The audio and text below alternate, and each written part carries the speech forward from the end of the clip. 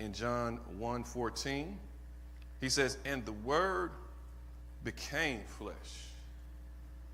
Whew, that's a lot.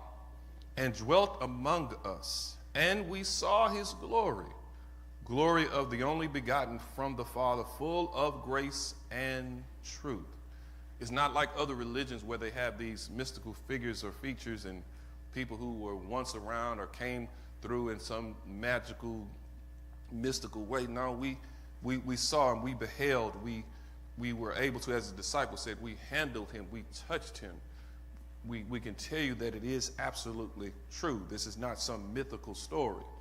He goes on to the 15. John testified about him and cried out, saying, this was he of whom I said, he comes after me, has a higher rank than I, for he existed before me. For of his fullness we all have received, and grace upon grace. For the law was given through Moses, grace and truth were realized through Jesus Christ. No one, here it is, has what? Seen God at any time. The only begotten God who is in the bosom of the Father.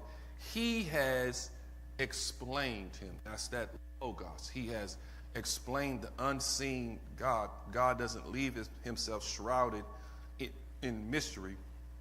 He has a way of communicating to us. He has a way to relate to fallen human man. He has a way of revealing himself. And that's all God has been doing from the very beginning. In the beginning, God. That's where it begins. That he starts to show us who he is. He starts to reveal who he is. And he starts to reveal what his plans and purposes are for our lives. And the more we come to understand who and what he is by way of his word, the more we can live according to his plan, to his purpose, to his ways, and not live according to the ways of this world. What are the ways of this world? Trouble happens, you try to fix it yourself. Things get out of whack, you worry about it. Something happens beyond your control, you let anxiety take control.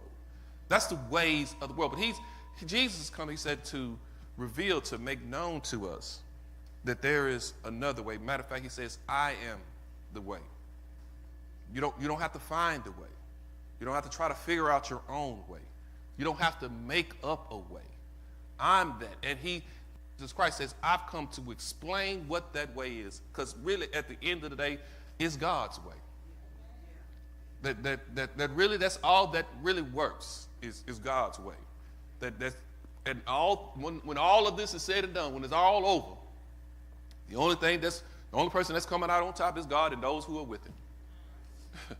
Because it says that he's coming to meet us in the air. Ain't that a statement in and of itself?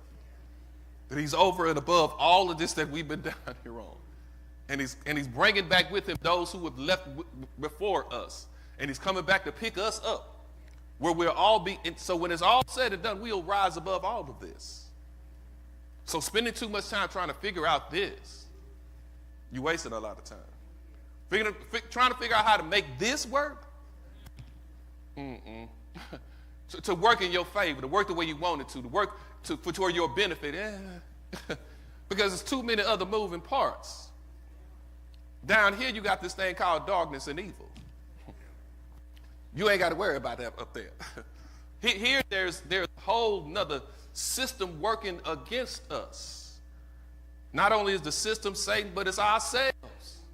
Because we are here trapped in these bodies. And that's what John says, that he came in the flesh, but he didn't come in the flesh like us. This is what we call the incarnation. The word incarnation comes from the idea of being in flesh. Jesus did not stop being God. Jesus became truly human. He didn't trade deity for humanity. He didn't swap them out. One doesn't bleed over into the other. He added humanity to his eternal deity. That is the mystery and the majesty of the incarnation. So here's the big idea for this. The eternal Son of God became truly human without ceasing to be fully God. That's hard. That's so hard to grasp, especially if you're down here. You ain't never seen somebody that claims to be the God you worship from afar. the God that they've worshiped in the mountains and the wilderness, the God that they've known at a distance. Because no man, as it says, has what? Seen God in the time. Now you going to come tell me you God. How many times we done heard that? Because if you ain't just downright telling me you God, you telling me you trying to be him by some of this stuff you trying to pull off.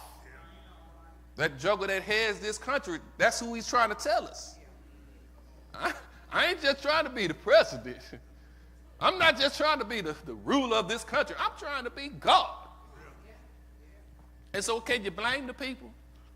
When this dude from Trinity God come up talking about he God, he must be on something. Who is he?